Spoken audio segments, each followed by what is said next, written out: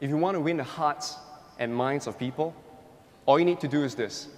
Every single person has an invisible signboard hanging from their neck. And on that signboard, it says 4 words: make me feel special. And you know, one of the things that I've learned in the hard way is this. Every single one of us, it doesn't matter who you are, whether you're 5 years old or you're 50 years old, we all want to feel special. Your customer feels about you is actually a very big part of the decision-making process, which is why you can have the best products in the world or even the best, most powerful strategies, but if your customer doesn't like you, doesn't trust you, doesn't feel good about you, then they're not going to buy from you. On the same note, if you have charisma, you're going to be able to outperform, outsell, and outwit a competition. And the good news is, today we're going to learn how to do that. You see, sometimes we can be so in love with insurance, so in love with our own products, that we forget that not everyone sees from our point of view. Not everyone thinks like us. Not everyone sees like us. In fact, just the other day, my dad bought a very expensive pair of sunglasses. My mom was upset. I asked her why. She said, "We paid so much money for these glasses, but your dad still cannot see from my point of view."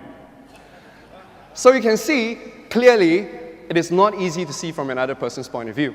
When it comes to dealing with customers, forget about a commission. Focus on your mission of helping people.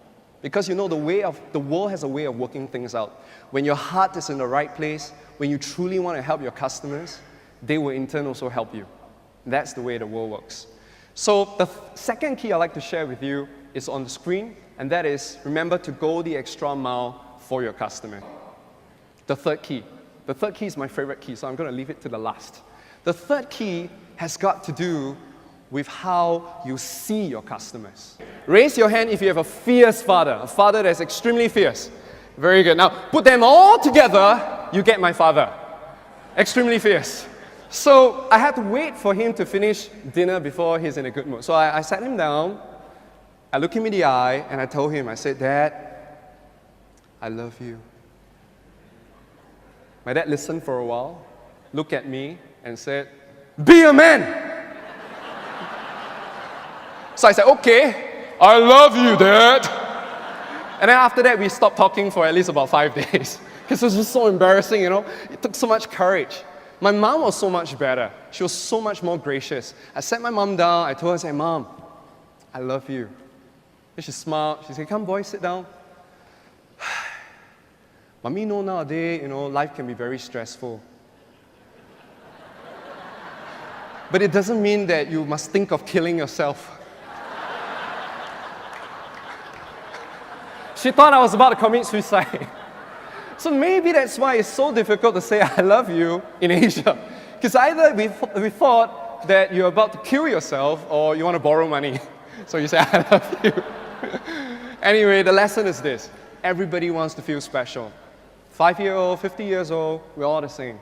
And there are many ways to do that. A sincere compliment, appreciation, going the extra mile for them, putting their interests first. So many things.